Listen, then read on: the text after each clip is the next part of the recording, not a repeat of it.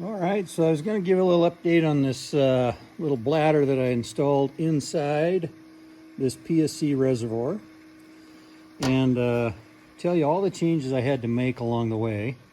The power steering system on this electric rock crawler is this little CB pump that I got from Lee Power Steering, and it's coupled to a 5 kilowatt motor. That's 6.8 horsepower, and that seems to work fine with my setup. So the first thing I did was I went ahead and you can install this pressure valve here to go ahead and inflate this bladder.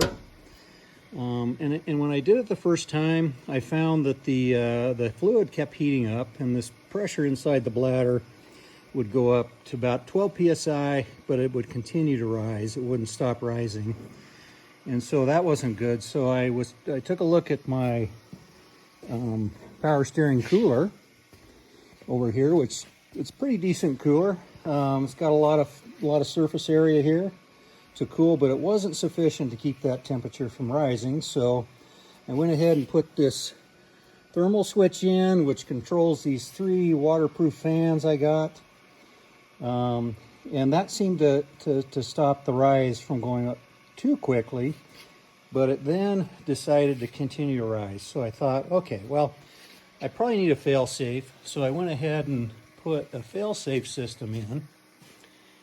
And what that is it's a pressure switch right here.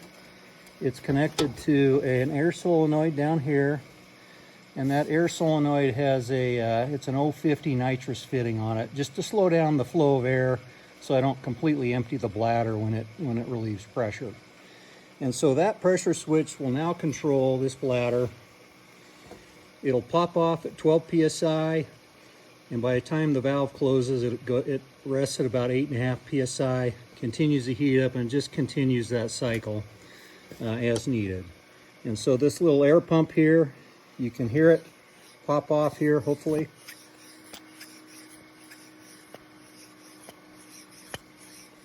And hear that little valve pop off. There we go. So it popped off. I'll do it again.